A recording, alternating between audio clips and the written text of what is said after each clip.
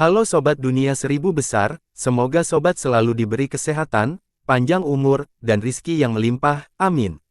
Sebelum masuk ke alur ceritanya, jangan lupa dukung channel ini ya dengan klik subscribe, like, komen, dan share, terima kasih. Mari kita lanjutkan perjalanan. Li Qiye. Setelah meninggalkan Soaring Sword, lelaki tua itu melirik Li Qiye sebentar sebelum menghela nafas dan kembali membersihkan meja. Supreme hanya bisa dihentikan oleh beberapa orang, katanya. Li Qiye tersenyum sementara pemuda itu menyiapkan teh untuknya lagi. Mereka akan segera bergerak. Jun Landu pun berhenti membaca. Apa yang akan kamu lakukan? Tanya lelaki tua itu. Yah, itu tidak ada secara keseluruhan denganku. Aku tidak peduli dengan perkelahian dan pembunuhan. Landu menggelengkan kepalanya. Jika kesepakatan itu dilanggar, semua orang akan terseret ke dalam kekacauan. Lelaki tua itu menatap keluar jendela. Supreme tidak akan sendirian. Landu masih tahu tentang iklim politik. Benar, lelaki tua itu mengangguk. Aliansi Dao dalam bahaya. Keseimbangan akan hancur. Landu menjadi emosional. Kakak, semuanya akan menghadapi jalan yang sulit di depannya. Mata lelaki tua itu diperkaya. Kedengarannya Anda ingin bergabung dengan aliansi Dao. Li Qiye tersenyum. Di antara 4 persekutuan di benua atas, aliansi surgawi dan ilahi mewakili pengadilan surgawi, sedangkan aliansi Dao dan aliansi mendukung kota Dao abadi dan medan kekaisaran. Aliansi kekaisaran biasanya tidak menonjolkan diri, jadi beban melindungi rakyat yang ada di tangan aliansi Dao. Saya hanyalah seorang koki, kata lelaki tua itu. Yang mulia pasti ingin Anda mempercepat prosesnya. Ketika keseimbangan itu rusak, semua orang harus memilih satu sisi seperti di perang zaman kuno, jika tidak, pengadilan surgawi akan mencap mereka sebagai pendosa. Kata Jun Landu, pengadilan surgawi. Mata lelaki tua itu berubah dingin. Supreme sendiri tidak dapat mengancam seluruh dunia tetapi hal yang sama tidak dapat dikatakan tentang pengadilan surgawi. Mereka mewakili banyak kaisar dan dewa, tetapi yang paling penting, mereka mewakili kekuatan yang tidak diketahui tetapi menakutkan. Di masa lalu, pembeli telur bebek dan Kaisar Abadi Zan membentuk paket pamungkas untuk menyerang pengadilan surgawi. Meskipun mereka memenangkan satu pertempuran demi satu, mereka tetap tidak dapat mengalahkannya. Meskipun sebagian besar kaisar dan penguasa Dao belum melihat kekuatan yang diketahui saat ini, mereka telah mendengar rumor tentangnya. Kudengar sang penakluk utama telah turun tahta. Landu berkata, ini pasti ulah pengadilan surgawi. Jika tidak, dia tidak akan mengingat prestise dan pendukungnya. Selama ini, sang penakluk prinsip lebih menyukai kedamaian dan selalu menjaga hubungan baik dengan Dao dan aliansi kekaisaran. Oleh karena itu, benua-benua atas menikmati kedamaian selama berabad-abad. Sayangnya, kini tempatnya diambil alih oleh penguasa pedang laut Dao. Surga dan ilahi akan bekerja sama sekarang, ini adalah awal dari perang besar. Landu tersenyum, apakah Anda akan bergabung, Paman? Berpikir tentang lolos dari perang besar tanpa cedera, penuh harapan tetapi tidak realistis. Lelaki tua itu merawatnya. Perang yang tak terlupakan itu secara drastis mengurangi jumlah kaisar dan raja. Tak seorang pun berhasil menghindarinya. Rakyat menderita korban yang tak terhitung banyaknya dan akan kalah jika bukan karena kekuatan kuno yang ikut bergabung sesudahnya. Kini, sejarah akan terulang kembali. Semua sekutu dan kekuatan tidak bisa tetap netral selamanya. Surga akan menjadi zona perang, para pembudidaya papan atas akan menyadari bahwa mereka tidak terkalahkan. Bagaimanapun, bahkan klan Qian yang dominan pun tumbang akibat konflik tersebut. Siapa lagi yang bisa mengklaim kekebalan dari perang lain dengan skala yang sama? Saya jiwa hanyalah yang bebas, dunia tidak akan mampu menarik saya. Landu tetap percaya diri. Di sisi lain, orang tua itu adalah seorang guru terkenal yang memiliki lebih banyak ikatan karma. Tuan, haruskah saya mengemas barang-barang kita? Pemuda itu sudah menggulung barang bawaan dan melingkar. Tidak usah terburu-buru, ini bukan seperti aku mengotori celanaku karena takut pada Supreme. Lelaki tua itu tersenyum karena dia tidak takut pada siapapun. Pemuda itu berhenti panik dan duduk kembali. Betapa vulgarnya, perang ras ini. Li Qiye meletakkan cangkirnya dan berkata, abaikan saja kekacauan ini. Pengadilan surgawi akan dihancurkan. Dunia akan damai sekarang. Landu bertepuk tangan dengan gembira setelah mendengar ini. Tuan, Anda harus mengunjungi aliansi Dao sekali saja. Kata lelaki tua itu, saya tidak tertarik pada aliansi Dao, hanya pengadilan surgawi. Li Qiye menggelengkan kepalanya. Saya mengerti. Orang tua itu membungkuk. Jarang sekali kita bisa berkumpul seperti ini, jangan membuat pembicaraan ini membosankan. Landu berdiri dan berkata, kita harus jalan-jalan, menangkap ikan, dan memanggangnya. Bagaimana kalau kita? Landu memamerkan tongkat pancingnya. Hei, itu milik kita. Pemuda itu melihat dan berkata, hehe, aku hanya meminjamnya sebentar. Landu tersenyum dan bertanya kepada lelaki tua itu, kita akan menangkap ikan dewa yang terbang tinggi, apakah kau ikut? Saya masih harus menguleni adonan nanti malam, saya tidak pergi, kata lelaki tua itu. Tuan, ayo pergi. Landu berbalik ke arah Li Qiye. Baiklah, Li Qiye bangkit dan pergi. Selamat tinggal, Tuan. Orang tua dan pemuda itu keluar untuk mengantar Li Qiye pergi. Paman, aku harap aku bisa makan mie-mu lagi. Tawa Landu terdengar aneh. Saya harap begitu, jawab lelaki tua itu. Setelah keduanya pergi, pemuda itu bertanya, Guru, apa yang harus kita lakukan? Apakah Yang Maha Kuasa akan datang? Akan terjadi kekacauan total begitu Supreme bergerak, segala sesuatu dan yang lainnya juga akan bertindak. Ini bukan waktu yang tepat dan Supreme juga mengetahuinya. Lelaki tua itu berhenti sebentar sebelum menyimpulkan, ini hanya peringatan. Kita harus meninggalkan tempat ini. Pemuda itu khawatir. Tidak masalah. Pertempuran kecil hanya akan melibatkan pembudidaya yang lemah, tetapi dalam kasus perang besar-besaran, tidak masalah di mana kita berada. Kata lelaki tua itu, bagaimana jika pengadilan surgawi ikut bergabung? Tanya pemuda itu. Orang tua itu mendesah dan berkata, siapkan peti mati yang bagus untukku. Tuan, pemuda itu panik. Orang tua itu berkata dengan serius, dalam skenario terburuk, tidak ada orang yang bisa melarikan diri. Pengadilan surgawi telah gagal dalam beberapa perang sekarang sehingga mereka akan bersiap untuk perang berikutnya. Aku juga siap mati dalam pertempuran. Tuan, tak seorang pun dapat mengalahkanmu, kata pemuda itu.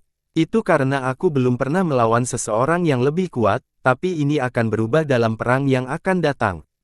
Orang tua itu tersenyum. Pemuda itu tidak bisa berkata apa-apa. Semua orang pada akhirnya akan mati, jangan takut. Aku akan mati untuk membuktikan bahwa jalanku benar. Kau harus lebih banyak berlatih sekarang, aku akan mewariskan warisanku kepadamu. Kata lelaki tua itu. Pemuda itu mengangguk dengan sungguh-sungguh karena baru pertama kali ini ia melihat penanda itu begitu serius. Sebuah kolam dan langit memiliki warna yang sama. Airnya menyerupai cermin dengan kilatan petir di bagian bawahnya. Berdiri di samping kolam terasa seperti melayang di langit. Karena bintang-bintang terpantul di bawah, tampak seperti ada orang yang berdiri di atasnya. Di kedalaman kolam itu ada portal cahaya. Energi murni di sana dapat menghancurkan satu benua. Karakteristik unik kolam ini memungkinkan lahirnya seekor ikan dewa. Salah satunya berwarna emas dan memiliki daya tarik petir. Ia berenang dengan kecepatan luar biasa dan tampak seperti sambaran petir. Mengingat penampakan montok, keduanya yakin bahwa ikan itu pasti sangat lezat. Spesies ini dikenal sebagai ikan surgawi yang menjulang tinggi, lahir di antara cahaya dan angkasa. Maka barang siapa membuat kolam ini dengan tujuan untuk memelihara ikan tersebut, tentu saja ia adalah seorang uru besar. Dua pria duduk di tepi kolam, masing-masing memegang pancing mereka sendiri. Mereka menikmati momen itu, tidak memaksakan diri untuk menggigit apapun. Angin hari ini sangat menyegarkan dan membawa partikel petir. Saat menyentuh kulit, partikel itu akan meledak dan menyebabkan mati rasa yang menenangkan. Memancing di sini terasa sama seperti memancing di galaksi, sungguh pemandangan yang luar biasa. Masalahnya adalah kolam itu buatan manusia. Seorang penakluk telah mengumpulkan dao bumi dan udara surga untuk membangun kolam ini. Kolam ini berfungsi sebagai lingkungan yang sempurna bagi ikan-ikan suci yang terbang tinggi. Dengan kata lain, ini adalah kolam milik seseorang dan merupakan kolam yang sangat berharga. Jadi, tidak butuh waktu lama bagi mereka untuk langsung terlihat. Tentu saja, mereka juga tidak berniat diam-diam. Jika mereka ingin memancing dan menikmati pemandangan, mereka juga akan memanggang ikan itu di sana dan sekarang. Terdengar bunyi klakson, diikuti bunyi penyok logam. Seseorang mencoba mencuri ikan. Teriakan seorang pakar. Kami tidak mencuri apapun, ini namanya memancing. Jun Landu menggelengkan kepalanya. Li Qiye tersenyum dan terus mengamati tiang itu. Siapa kalian? Sekelompok orang mendekat, semuanya adalah penguasa dan beberapa adalah penguasa abadi. Kolam ini milik istana pemburu angin, ikan suci ini milik pribadi. Teriakan seorang tetua. Tuan, saya tidak ingin bertarung jadi saya serahkan ini pada Anda. Landu mengangkat bahu dan kembali ke belakang Li Qiye untuk memancing. Duo ini memang punya kulit tebal, untuk memancing di kolam pribadi seseorang tanpa merasa canggung.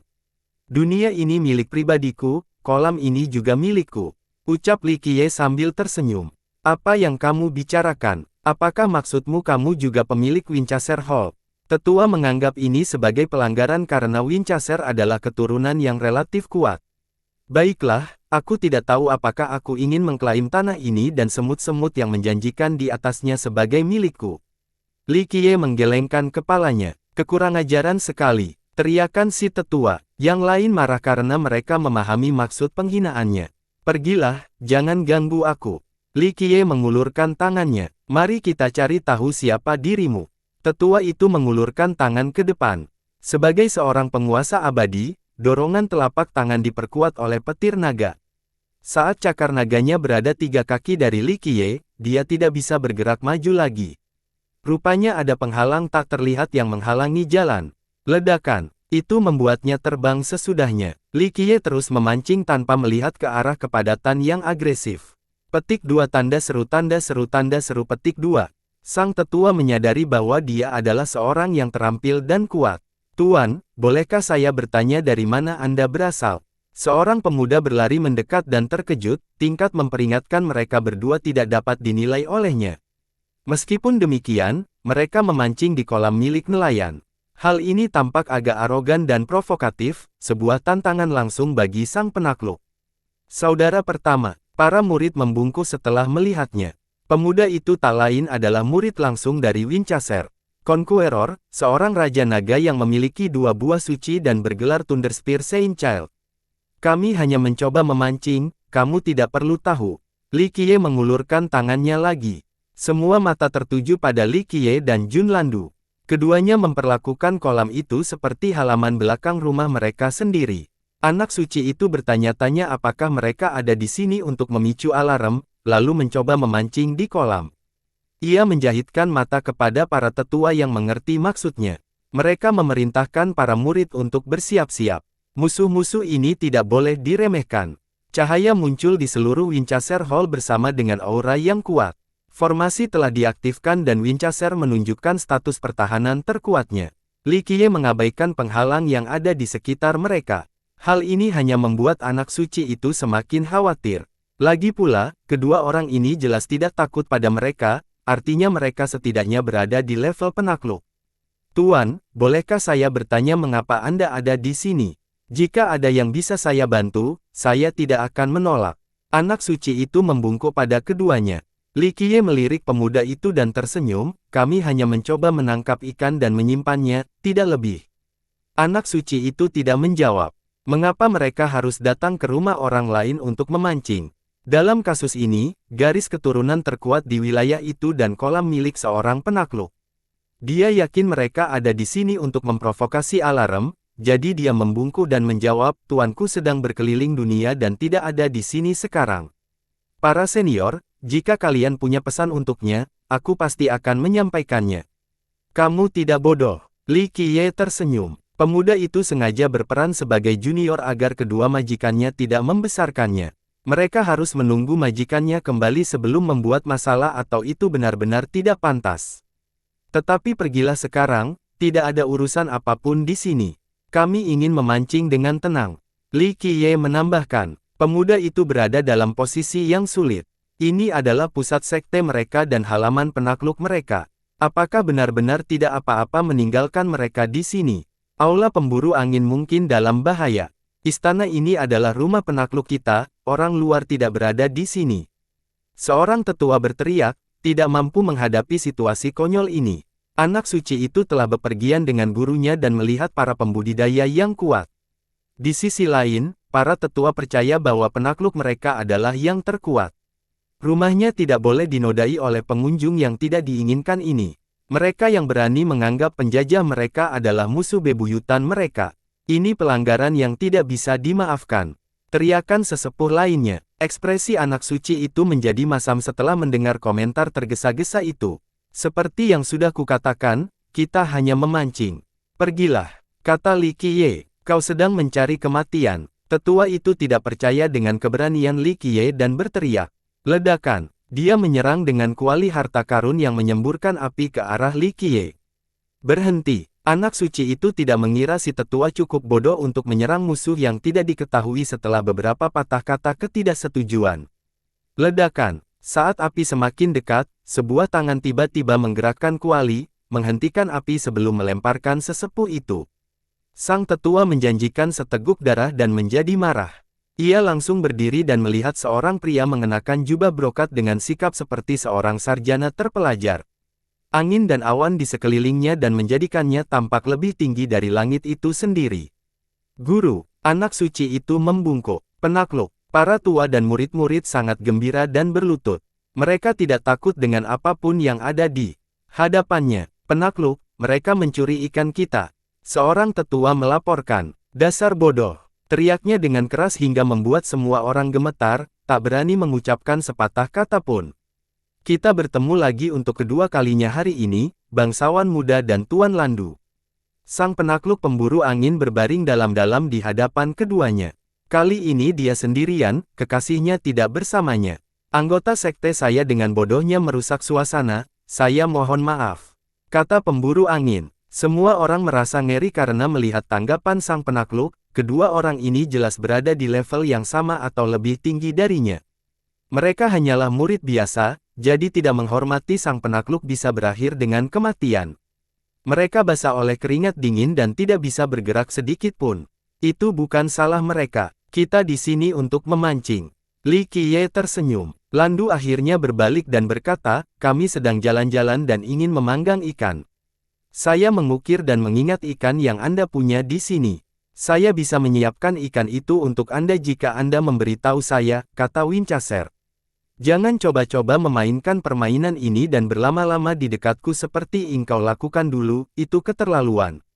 Landu memegang tangannya dan berkata, ternyata mereka berdua sudah saling kenal. Itu terjadi saat Winchester Conqueror masih bocah nakal yang berkeliaran di Peace Village.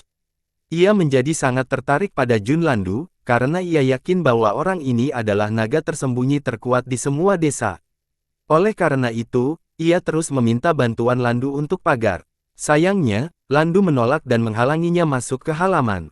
Gaya hidup Landu adalah hidup santai. Memiliki murid akan merusak kebebasannya.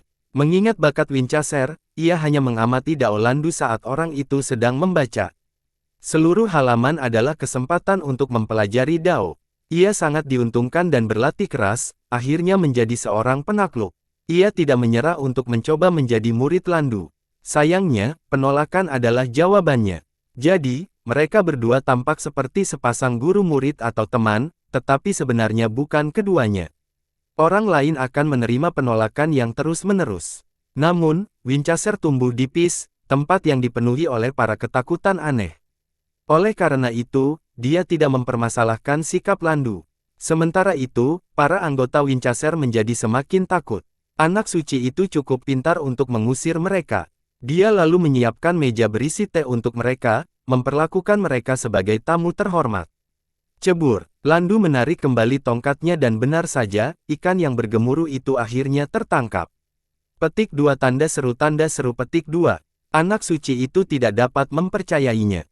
Li Qiye dan Jun Landu menyajikan teh terbaik yang tersedia dari Winchester Hall. Aku terlalu banyak minum akhir-akhir ini. Li Qiye tersenyum dan kecewa. Kalau begitu, kita bisa beralih ke hal lain, bangsawan muda. Sang penakluk pemburu angin tersenyum. Cercik, dia mengangkat tangannya dan sekuntum bunga teratai emas terbawa oleh aliran udara. Bunga teratai itu memancarkan sinar keemasan dan kabut misterius. Seekor burung bangau terbang dengan buah di paruhnya. Burung bangau itu menambah tenaga dan sari buah itu mengalir ke bunga teratai emas, tidak ada setetes pun yang terbuang dalam proses ini. Terlebih lagi, teratai emas itu terbang otomatis ke arah mereka berdua. Cairan di dalamnya sangat indah dan megah dengan aroma yang memikat. Menciumnya saja sudah memberikan perasaan naik ke atas. Sebuah keistimewaan yang hanya ditemukan di Winchester, embun bangau, bahkan lebih nikmat jika digunakan bersama bunga teratai yang tumbuh di kolam ini. Winchester memperkenalkan, silakan, bangsawan muda, Tuan Landu. Kalian beruntung karena bangsawan muda ada di sini hari ini. Jun Landu tersenyum dan meminum air teratai terlebih dahulu. Kalau begitu aku akan menyiapkan 3 lagi. Pemburu angin tertawa. Kenyataannya, Landu telah berusaha sekuat tenaga untuk hidup di halamannya sendirian. Winchester telah berusaha keras untuk menjadi lebih dekat tetapi tidak berhasil. Bahkan ketika dia menjadi penakluk, dia tidak berhasil mengundang Landu ke sektenya. Berbagai jebakan dan rencana dengan mudah diabaikan. Orang lain akan menganggap ini konyol. Mengapa seseorang menginginkan persahabatan seorang penakluk? Tentu saja, Landu adalah eksistensi yang istimewa. Anak suci itu cukup pintar untuk mengetahui bahwa ia berada di antara para mengirimkan hebat. Oleh karena itu, ia melayani mereka seperti pelayan yang penuh perhatian. Hubunganmu dengan Harkrain baik-baik saja. Landu lebih banyak bicara sejak Li Qiye ada di sana. Maukah kau datang dan bersulang? Saya tidak peduli dengan tradisi duniawi, tetapi hal lain sama halnya jika Anda ada di sini. Winchester tersenyum dan memanfaatkan kesempatan ini, maukah kau datang untuk minum juga, bangsawan muda? Jangan serakah sekarang. Landu tersenyum dan berkata, jika Tuan datang ke pernikahanmu, maka semuanya sudah beres. Kurasa kita akan punya waktu luang saat itu. Meskipun demikian, ia mencoba menyeret Li Qiye. Meskipun ia tidak ingin memiliki ikatan karma dengan dunia fana, ia memiliki hubungan khusus dengan sang penakluk pemburu angin. Bagaimanapun, dia melihat anak itu tumbuh dewasa dan inilah saatnya untuk membantu. Bangsawan muda, apakah kami mendapat kehormatan untuk hadir di sini? Winchester membungkuk dan bertanya pada Li Qiye. Tradisi memang agak merepotkan, tapi menurutku persatuan ini adalah sesuatu yang layak dirayakan. Li Qiye mengerti apa yang mereka coba lakukan, tetapi dia menyukai Winchester Conqueror. Kau mendengarnya? Sudah tiba saatnya hubunganmu dengan Harkrain berkembang. Landu tertawa. Terima kasih atas dukungan Anda, saya akan membicarakan hal ini dengan Harkrain. Winchester tidak dapat menyembunyikan kegembiraannya. Anak suci itu juga sangat gembira karena ini merupakan berita baik bagi sekte mereka. Kalian berdua mungkin bersedia, tapi ini jalan yang sulit. Landu berkata, dulu akan lebih mudah, tetapi zaman sudah berubah. Kalian harus mengambil inisiatif. Saya mengerti. Winchester mengangguk, kedua belah pihak tidak akan menyukainya. Jika kalian berdua bersemangat biasa, kalian bisa pergi kemana saja di dunia yang luas ini. Di sisi lain, para penakluk tidak memiliki kebebasan yang sama. Harkrain Conqueror adalah teman Dao, kekasih, dan calon istri Winchester. Sayangnya, mereka belum mengumumkan hubungan mereka. Li Qiye pernah melihatnya sebelumnya di toko mie. Kedua kekasih itu memiliki 4 buah dao. Biasanya, ini akan menjadi momen yang menggembirakan bagi para penakluk untuk menikah satu sama lain. Lagi pula, kebanyakan hanya fokus pada terobosan dan tidak peduli dengan romansa. Dalam kasus ini, mereka jatuh cinta saat masih muda dan terus bersama setelah menjadi penakluk. Masalahnya adalah latar belakang mereka. Winchester berasal dari Peace Village sementara Harkrain berasal dari Heaven Alliance. Pihak mana yang kamu pilih setelah menikah? Jun Landu tersenyum dan berkata, kami tidak ingin terlibat dalam konflik ini. Winchester berkata, kami hanya ingin bersama. Pada titik ini, anak suci itu menyuruh yang lain untuk pergi. Dia pun pergi karena ini bukan lagi pembicaraan yang pantas untuk mereka dengarkan. Benar-benar sebuah dilema, kata Landu, tapi sekarang tidak lagi karena kita tidak akan memakan ikanmu hanya dengan cuma, kan? Kau yang memancingnya, bukan aku. Li Qiye tersenyum. Ya, tapi Anda sudah setuju untuk membantu mereka, Tuan. Kata Landu sebelum beralih ke Winchester, tenang saja Dao dan aliansi kekaisaran tidak akan ikut campur dalam masalah ini karena kita akan membunuh mereka. Saya sangat menghargainya, Tuan Muda, Tuan Landu. Winchester memahami alasan mengapa kolamnya dipilih secara khusus oleh Landu. Lebih sulit bagi pihak lain. Apakah kamu ingin dia tinggal di sini atau kamu akan pergi ke Heaven Alliance? Tanya Landu. Tidak satu pun, kami akan menempuh jalan kami sendiri, kata Winchester. Dulu, aku tidak akan datang ke sini untuk memancing, kata Landu, tetapi sekarang, sang penakluk prinsip telah turun tahta. Begitulah yang kudengar, kata Winchester dengan ekspresi serius. Meskipun kamu tidak akan mendapat masalah dari pihakmu, bagaimana dengan memasangnya? Landu menyatakan hal yang sudah jelas. Yang tertinggi akan ikut campur. Winchester berkata, aliansi ilahi juga akan lebih agresif dari sebelumnya tanpa penakluk prinsip. Mereka ingin lebih dekat dengan aliansi surga. Kembali ke tradisi lama yang telah berlangsung sejak zaman leluhur mereka, Kaisar Besar. Hanya saja prinsip yang cukup menakjubkan untuk menstabilkan situasi. Surga dan ilahi pada dasarnya adalah satu keluarga. Leluhurnya, Kaisar Mendalam, tidak secara eksplisit menyatakan bahwa mereka harus berpihak pada pengadilan surgawi, tetapi hal itu terjadi begitu saja karena keadaan. Aliansi ilahi memiliki banyak anggota dari ras, beberapa di antaranya sangat setia kepada pengadilan surgawi. Selama era Kaisar yang mendalam, ia mempertahankan netralitas karena Kaisar cukup kuat untuk mengatur pengikutnya. Setelah dia pergi, aliansi ilahi segera memihak pengadilan surgawi dan mengubah pendiriannya. Hal ini dapat dimengerti karena sebagian besar anggota berangkat tinggi berasal dari ras. Penakluk prinsip mengubah hal ini selama masa pemerintahannya. Meskipun dia bukan yang paling cemerlang, dia karismatik dan menjaga keseimbangan yang baik, menghidupkan kembali kenetralan Kaisar yang mendalam. Sekarang, semua orang bisa melihat bahwa aliansi kedua itu akan kembali dekat. Mereka jelas merupakan pihak yang lebih kuat dengan jumlah penakluk yang lebih banyak. Di sisi lain, Dao dan Imperial Alliance tidak memiliki ikatan yang kuat. Meskipun demikian, mereka pasti akan merasakan tekanan yang cukup untuk bersatu kembali. Inilah saatnya bagi para penakluk di benua atas untuk membuat pilihan karena badai sedang mendekat. Winchester dan Harkrain menyadari perkembangan ini. Perang antara rakyat dan ras tampaknya tak terelakkan, semua akan terseret ke dalam badai ini. Kami tidak memihak siapapun, tetapi siapapun yang berani menghalangi jalan kami akan menjadi musuh kami, tegas Winchester. Seperti yang sudah kukatakan, kalian hanya perlu meminta satu pihak. Serahkan Dao dan aliansi kepada kami. Jika mereka berani ikut campur, kami akan meremehkan mereka. Kata Jun Landu, jangan libatkan aku dalam masalah ini. Li Qiye menggelengkan kepalanya. Sayangnya, mereka tidak mau meluangkan waktu untukku karena keterbatasan kemampuanku, tetapi jika kamu memberitahu mereka, cerita lain. Kamu tidak bisa memakan ikannya secara cuma-cuma. Landu tersenyum. Sepertinya kau berhasil mendapatkan bantuanku. Li Qiye mendengus. Tidak, itu karena kamu sudah ingin membantu mereka, kata Landu. Li Qiye tidak mengatakan apapun karena dia tidak keberatan sama sekali. Kita masih bernaung di Dao. Li Qiye meneguk embun khusus itu dan bertanya. Tentu saja, Landu mengumpulkan barang-barangnya dan berkata kepada Winchester, kami menuju ke Lu untuk melihat cahaya Dao. Jangan ganggu kami dengan hal-hal yang tidak perlu. Silakan nikmati waktu kalian, Tuan Landu dan bangsawan muda. Winchester menghargai niat Landu membawa Li Qiye ke sini.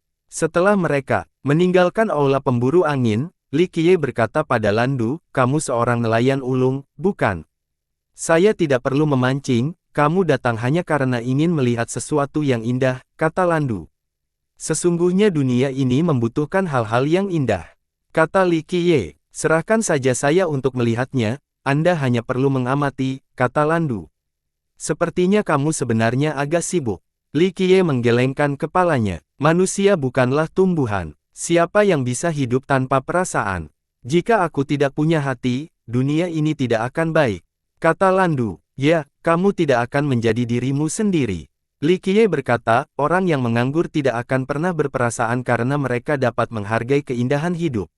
Saya tidak pantas menerima pujian seperti itu, Tuan. Landu menjawab, Anda tahu, saya melihatnya tumbuh besar sambil berlari telanjang di seluruh pegunungan, sulit untuk tidak merasa terikat. Kamu hanya tidak ingin menanggung beban menjadi seorang master. Li Qiye tersenyum. Meskipun Landu tidak pernah mengajarkan hukum atau teknik kepada Winchester, ia mengizinkan pemuda itu untuk tetap berada di luar halaman dan sengaja membaca dengan suara cukup keras agar pemuda itu dapat mendengarnya. Hal ini membangun fondasi bagi terobosan Winchester karena buku-bukunya luar biasa. Dengan demikian, Landu benar-benar telah mengajarkannya Dao, seorang guru tidak resmi. Aku tidak bisa menyatakannya begitu lembut hati. Landu berkata dengan penuh emosi, aku akan menuai apa yang aku tabur. Tidak ada salahnya menghargai bakat.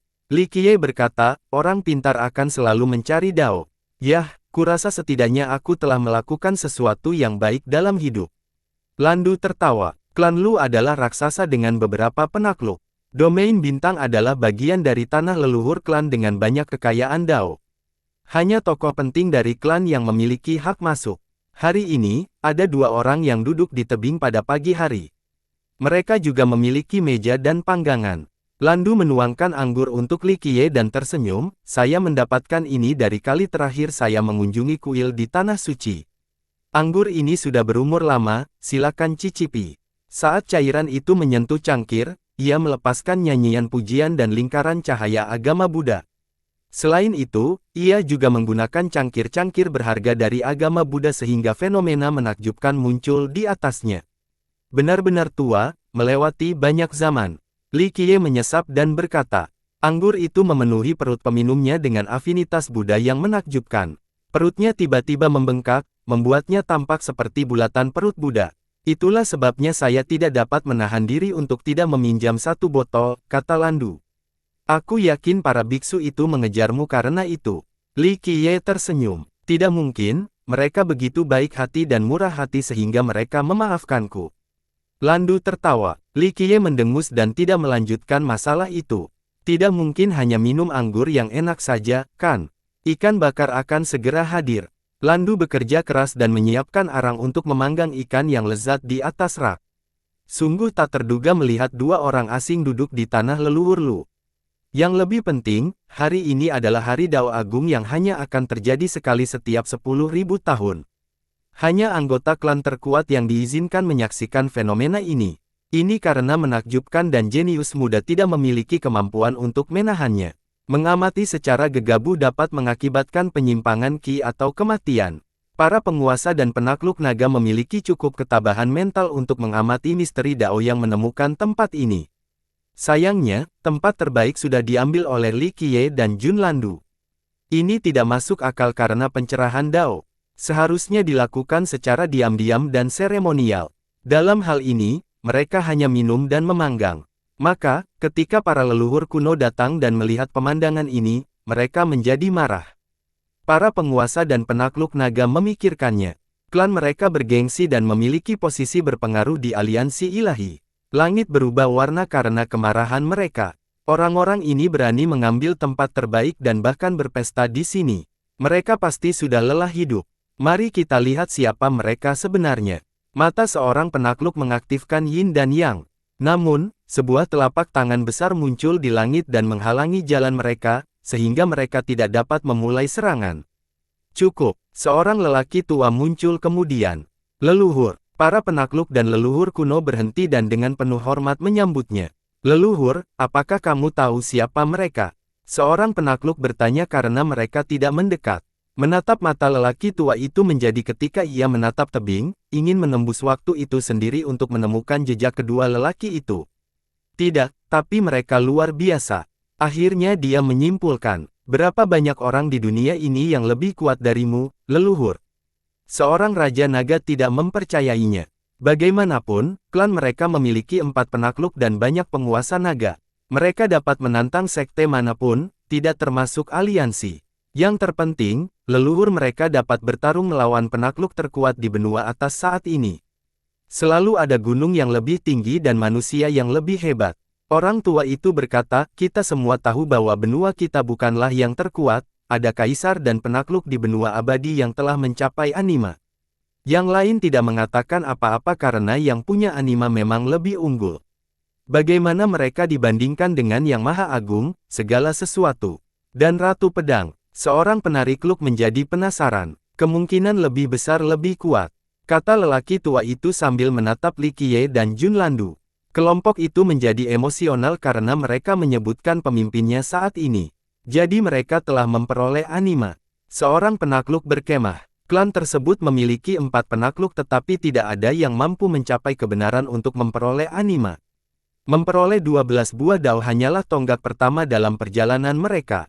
Setelah 12 buah, hal itu menjadi tentang menciptakan tub abadi, tubuh yang mampu menciptakan dan mencapai anima.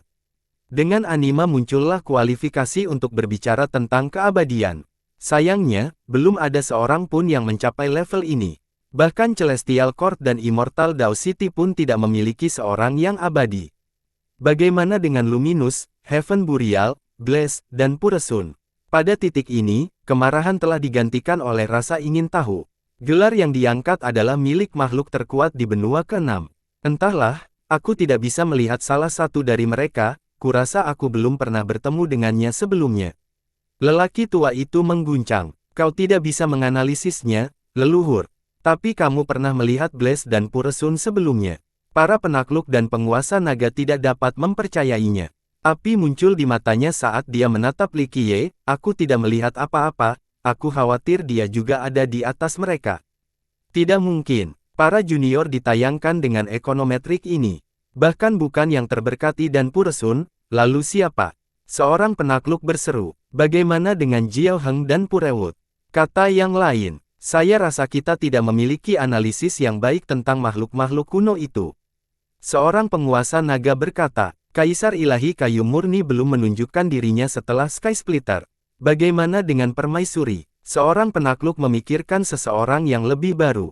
Permaisuri jelas tidak terpecahkan. Seorang bangsawan menarik napas dalam-dalam dan berkata, ketika Sang Permaisuri Agung muncul, dia mengalahkan semua musuhnya dan menciptakan Imperial Field, raksasa yang setingkat dengan Celestial Court dan Immortal Dao City. Saya tidak tahu karena saya belum bertemu Permaisuri. Lelaki tua itu mengguncang. Dengan itu, dia kembali fokus menganalisis Li Qiye, sungguh aura yang tak terlukiskan. Apa maksudmu, leluhur? Seorang junior bertanya karena dia belum melihat ekspresi ini dari leluhurnya. Begitu tertutup dengan surga, imajinasiku tak mampu memahami keberadaannya. Leluhur itu berpikir sejenak sebelum menjawab. Kelompok itu menatap ke langit dan tidak tahu harus berkata apa. Meskipun telah menjadi puncak, surga masih merupakan konsep abstrak, jauh dari jangkauan mereka. Saya pernah melihat seseorang dengan aura serupa sebelumnya, kata sang leluhur. Siapa? Tanya para junior dengan cepat. Saya tidak yakin, mungkin saya hanya berhayal. Dia mengoordinasikan kepala dan tidak menjelaskan lebih lanjut. Meskipun demikian, ini menegaskan bahwa penyusup ini adalah monster. Kenapa kita belum pernah melihatnya sebelumnya? Tanya seorang Raja Naga. Kurangnya informasi adalah satu hal. Namun, nenek moyang mereka telah hidup sangat lama. Beberapa yang bertanding adalah makhluk yang benar-benar luar biasa. Misalnya, penguasa Dao segala hal, Ratu Pedang, dan tertinggi. Yang terakhir adalah penguasa naga namun ia berdiri di atas para penakluk dan penguasa Dao. Namun, kedua pria ini sangat asing. Nenek moyang mereka telah berkeliling dunia dan bertemu dengan hampir semua orang, tetapi dia tidak mengenali mereka. Kaisar dari benua abadi, seorang penakluk berkata dengan lembut. Ini masuk akal karena leluhur mereka mungkin tidak mengenal kaisar kuno. Lagi pula, sebagian besar kaisar menghilang setelah perang abadi, baik karena terbunuh dalam pertempuran atau memilih hidup menyendiri. Pengadilan surgawi akan mengetahui jika ada kaisar yang turun. Leluhur itu menyembunyikannya, ingatlah bahwa dunia ini penuh dengan para penguasa yang tersembunyi. Kita masih jauh dari yang terkuat. Yang lain memuji kami sebagai naga sejati, namun pada kenyataannya, beberapa orang menganggap kami sebagai serangga. Siapa yang bisa menganggap kita sebagai serangga? Seorang Raja Naga tidak menerima komentar ini. Kami hanya klan kecil. Sang leluhur menjelaskan, jangan sombong. Ingat, kami tidak ada apa-apanya dibandingkan dengan Qian. Mereka bertabrakan setelah mendengar ini dan mengira bahwa dia benar. Akhir-akhir ini, keberhasilan mereka di benua-benua atas telah membuat mereka buta terhadap hal-hal tertentu. Suku Qian adalah kaum bangsawan dari ras tersebut. Mereka benar-benar berada di level yang sama dengan pengadilan surgawi pada masa kejayaan mereka. Bayangkan saja satu klan dengan 9 kaisar, salah satunya adalah kaisar dunia yang legendaris. Kaisar mana yang bisa melawannya secara seimbang, seorang yang berpikiran sempurna dengan senjata abadi yang sesungguhnya.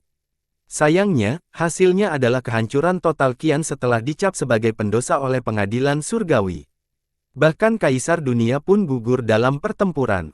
Meskipun Lu memiliki 4 penakluk, mereka tentu tidak ada apa-apanya dibandingkan dengan Qian.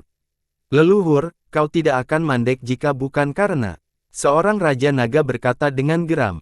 Tidak, itu pilihanku sendiri. Jaga ucapanmu agar tidak merusak reputasi kami.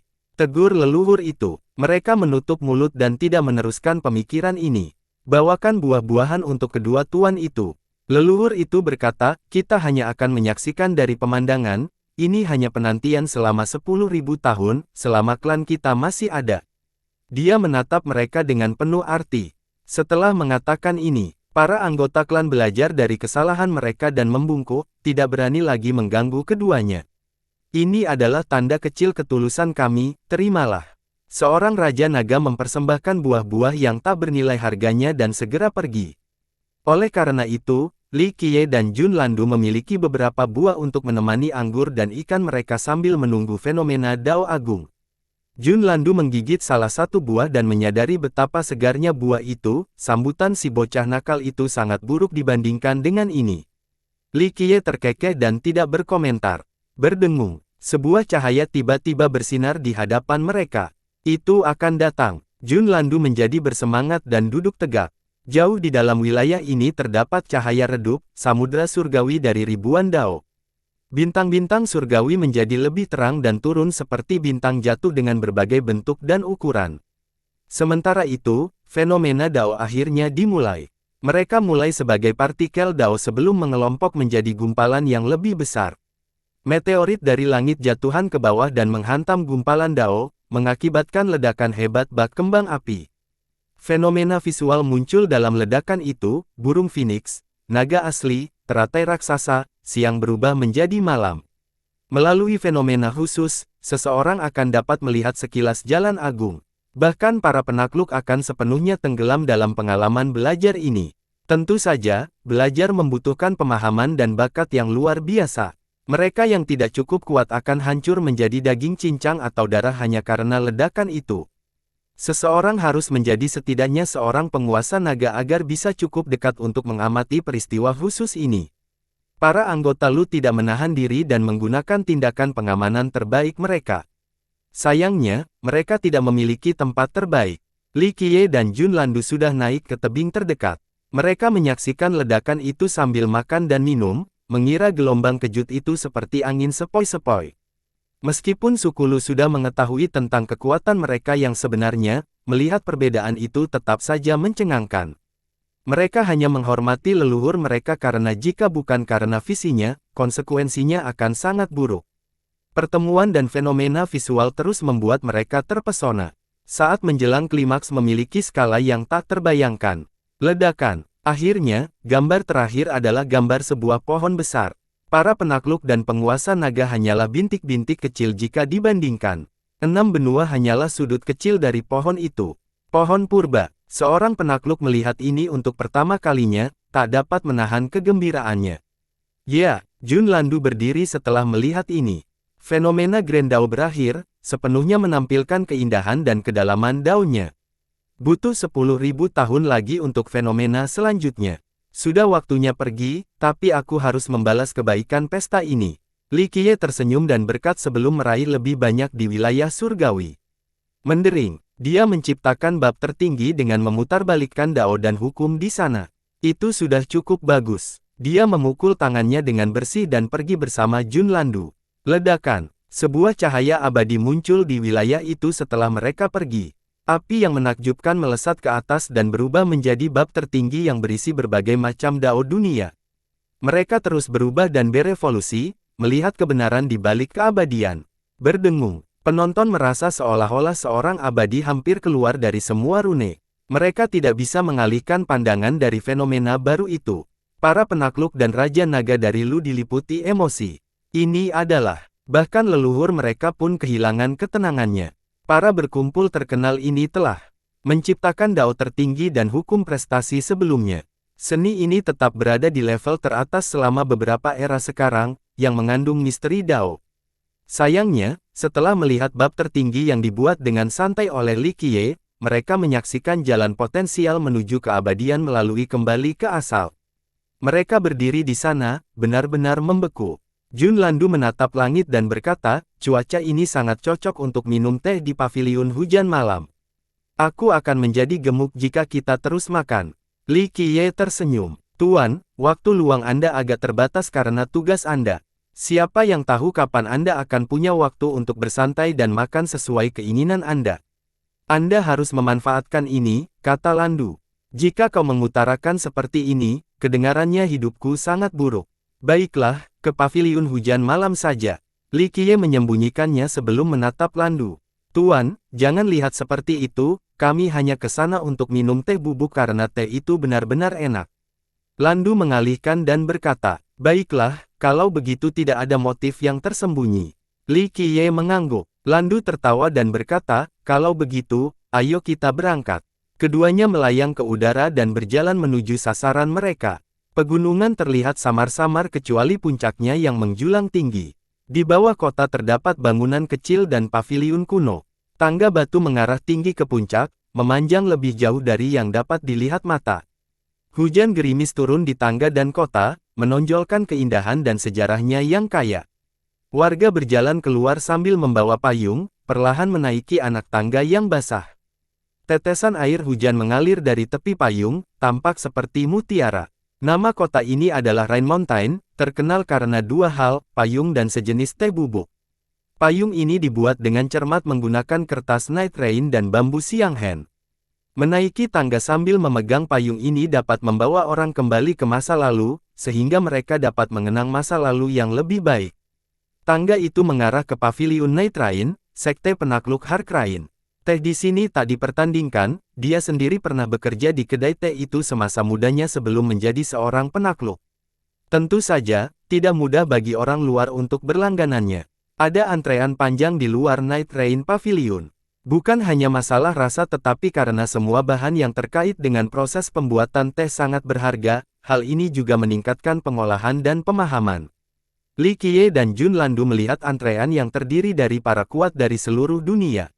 Para petinggi juga tidak melewatkan antrean. Status mereka tidak penting. Lagi pula, bahkan Harkrain Conqueror pernah bekerja di sini.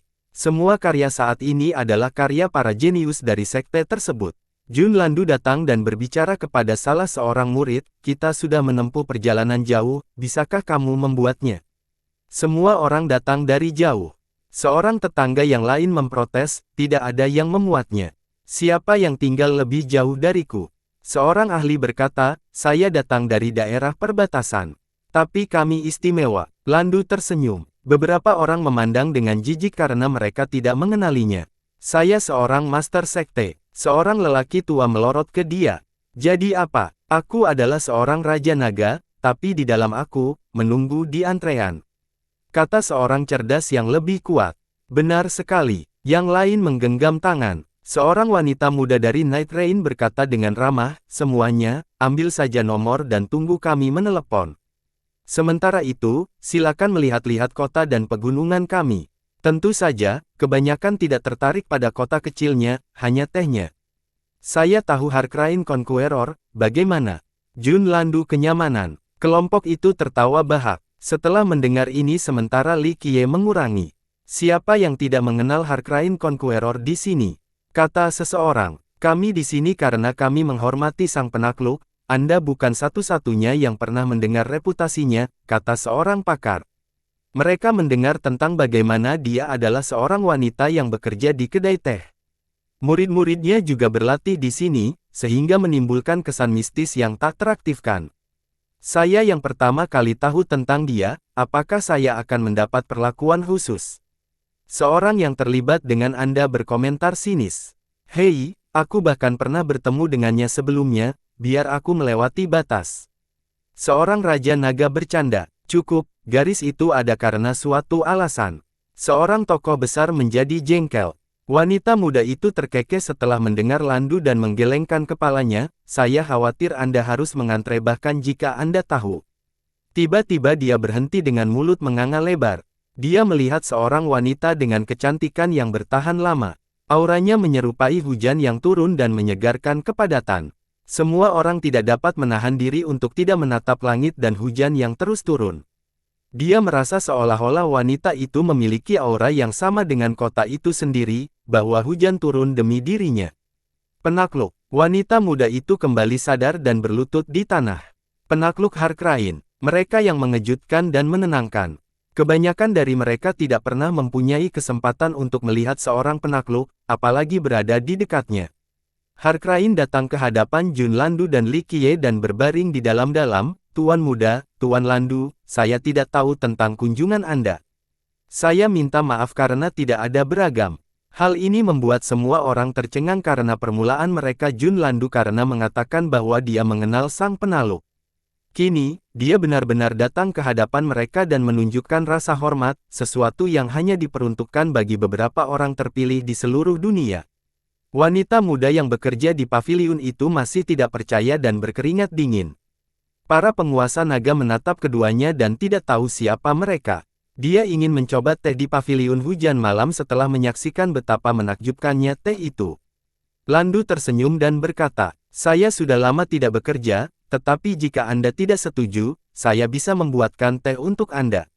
Sang penakluk mengusulkan dan mengejutkan banyak orang lagi. Semua orang tahu bahwa dia pernah menjadi pekerja di paviliun, tetapi itu terjadi saat dia masih muda. Setelah menjadi penakluk, dia menghabiskan waktunya dengan berkeliling dunia dan jarang terlihat kembali di sekte. Dia belum pernah membuat teh untuk umum sebelumnya. Lagi pula, siapa yang berani menerima kehormatan ini dari seorang penakluk 4 buah? Sementara mereka masih memikirkan masalah ini, Li Qiye dan Landu telah memasuki paviliun tanpa mengantri. "Siapakah mereka?" Seseorang bertanya dengan pelan, "Ini adalah beberapa hak istimewa yang istimewa. Biarkan aku melihat siapa yang memenuhi syarat, yang maha tinggi, penguasa Dao segala hal, penakluk pagoda abadi." Seorang tokoh besar merangkul, "Itu bukan mereka, aku pernah melihat Supreme sebelumnya." Seorang raja naga menggelengkan kepalanya. Makhluk-makhluk ini tampak terkejut dan menakutkan sementara Li Qiye dan Jun Landu tampak biasa saja. "Saya rasa dia tidak akan melakukannya bahkan untuk mereka." "Saya tidak mengerti," kata seorang yang termasuk bijak. "Tidak ada yang tidak setuju dengan ini. Meskipun makhluk-makhluk ini berada di puncak benua mereka, Harkrain tetaplah seorang penakluk. Mereka memiliki status yang sama, hanya kekuatan mereka yang berbeda. Saya tidak bisa menemukan siapapun." "Siapa mereka?" seseorang bertanya, kepada wanita muda dari Night Rain. Dia melihat ke arah murid-murid lainnya dan tidak ada satupun yang tahu. Ini adalah pertama kalinya mereka melihat duo itu. Mereka jelas merupakan tokoh yang berpengaruh, mengapa kita tidak mengenal mereka? Tanya yang lain. Li Qiye dan Jun Landu duduk di dekat jendela dan memandang keluar. Hujan gerimis membasahi pegunungan yang berasap dan sungai yang menderu, pemandangan yang sering ditemukan dalam lukisan. "Selamat datang di paviliun hujan malam," ucap Jun Landu sambil tersenyum. "Saya minta maaf atas penyampaian di luar tadi, Tuan muda," kata Harkrain. "Tidak apa-apa, aku sudah puas dengan pemandangan ini dan secangkir teh," jawab Li Qiye. "Kau mendengarnya," kata Landu. Harkrain membungkuk dan berkata dengan rendah hati, "Saya harap tidak mengecewakan Anda, bangsawan muda. Keterampilan saya yang minimal tidak dapat dibandingkan dengan kedai mie. Keahlian Paman Xiao Zi luar biasa, tetapi seni paviliunmu berada pada tingkat yang sama," kata Landu. "Kalau ada orang lain di sini, mereka akan merasa heran melihat kedua orang ini membacakan keterampilannya dan tidak sekadar bergembira menikmati momen itu. Saya akan berusaha sebaik mungkin." Harkrain mengangguk dan memberi tahu murid-murid yang lebih muda untuk membawa peralatan yang dibutuhkan. Lumpang ini berasal dari kuil guntur dan terinspirasi oleh naga surgawi agama Buddha. Lumpang ini memiliki gambaran seekor naga emas yang membuka mulut, seolah-olah menelan seluruh mangkuk. Alu tersebut dibuat dari kayu suci Skyban, yang mengandung afinitas tituler. Dia memegang alu di satu tangan dan melemparkan segenggam kacang anggrek biru dengan tangan lainnya. Dia kemudian membungkus alu seperti seekor naga yang mengaduk lautan untuk memukul semua kacang. Potongan-potongan yang pecah itu jatuh ke tubuh manusia itu dan dia menghancurkan alu itu tepat di tengahnya. Klang! Seekor naga tampak terbangun dan berada di bawah kendalinya, bergerak seirama dengan perintahnya. Naga itu membubung ke dalam tubuh manusia dan memanggil hujan dan angin. Kemudian terdengar ledakan gemuruh. Kacang tersebut memanjang angsur berubah menjadi bubuk dan tersapu oleh angin, menghasilkan harmonisasi dao emas. Harkrain kemudian menyebarkan segenggam lingzi yang tak ternilai harganya. Setiap lingzi jatuh dan mengeluarkan suara logam dalam urutan tertentu. Naga di bawah komandonya juga menghancurkan lingzi tersebut menjadi bubuk menggunakan berbagai kekuatan elemennya. Sisiknya tiba-tiba menyebar ke atas dan melepaskan sinar terang, mengintensifkan berbagai fenomena yang terjadi di dalam lesung. Penguasaan dan kehalusan seperti itu hanya dapat dilihat pada seorang penakluk. Akhirnya, sang naga terbang ke atas dan mengeluarkan teh yang sudah jadi dari mulutnya. Ia mengumpulkan hujan dengan 2 cangkir dao dan menaburkan daun revolusi ke-9 di cangkir itu. Aroma alam yang sangat harum langsung menusuk hidung. Silakan dicoba, Tuan Muda Bangsawan dan Tuan Landu. Dia membungkuk, sepertinya aku tidak sebaik sebelumnya. Itu dilakukan dengan sangat baik, kehebatan terwujud di tangan Anda. Landu tidak pelit dalam memujinya. Li Qiye mengangkat cangkir dan perlahan menikmati tegukan pertama. Saat teh memasuki mulut, aroma Buddha memenuhi indranya, aroma yang terwujud dari perbuatan baik yang dilakukan oleh banyak umat Buddha. Mengesankan, menggunakan teh untuk memasuki dao, ini agak mendalam. Li Qiye menyimpulkan. Merupakan suatu kehormatan mendengar pujian seperti itu. Dia membungkuk. Keduanya melanjutkan menikmati teh dan pemandangan di luar jendela. Setelah beberapa saat, seorang murid masuk dan membisikkan sesuatu kepada sang penakluk. Dia sedikit mengernyitkan lengannya, masih memutuskan untuk melayani. Keduanya, teh yang nikmat dan pemandangan yang sempurna, tidak ada yang bisa diminta lebih. Waktu berlalu dan murid itu masuk lagi. Bisikan itu menyebabkan ekspresi berubah. Silakan saja kalau ada yang perlu diurus. Li Qiye tersenyum dan mengayunkan tangannya, kami hanya mengikuti arus saja, lagi pula sudah waktunya bagi kami untuk segera pergi. Mohon maaf atas ketidaksopanan saya, mohon maafkan saya, Tuan Muda Bangsawan dan Tuan Landu. Dia membungkuk dan berkata, setelah dia pergi, Landu menatap keluar dan berkata, angin bermain kencang, mereka ingin membuat orang-orang di depannya. Akulah yang membuat orang lain mogok. Li Qiye memakan beberapa camilan dan jawaban. Benar, Landu terkekeh dan berkata, aku rasa tidak ada seorang pun di dunia ini yang bisa membuatmu masuk. Jika orang seperti itu memang ada, aku khawatir dunia ini tidak akan ada lagi, komentar Li Qiye. Landu menatap cangkir teh dan berkata, sepertinya aku sudah kehilangan selera makan. Kita harus diperbaiki, kalau kau akan mati, aku ingin kau menjadi hantu dengan perut kenyang, canda Li Qiye. Saya tidak bisa mengatakan saya tidak setuju. Baiklah, mari kita lanjutkan. Landu tertawa sebelum makan lagi. Ledakan. Tiba-tiba, aura penakluk meletus dan mengirimkan gelombang kejut ke segala arah. Para pembudidaya yang menunggu di luar paviliun langsung tertekan dan menjadi takut. Apa yang terjadi? Teriak seseorang. Sang penakluk sedang marah. Seorang Raja Naga mengenali aura itu. Tapi kenapa? Tak seorang pun tahu apa yang sedang terjadi. Para penguasa pada level itu memiliki kendali yang kuat atas emosi mereka.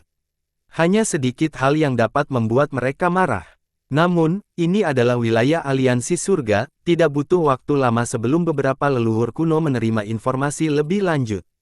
Sekolah pedang surgawi datang mencari pernikahan yang berbahaya. Salah satu dari mereka mengungkapkan, jenius mana yang mereka inginkan dari paviliun? Tanya yang lain. Pedang surgawi diberi julukan yang dimaklumi oleh para pencelanya, anjing dari aliansi surga. Mereka telah melakukan hal-hal yang tidak menyenangkan atas perintah sehingga sebagian besar tidak menjaga kekuatannya. Bahkan, beberapa penakluk dan penguasa naga dari sana tidak suka dikendalikan oleh aliansi surga.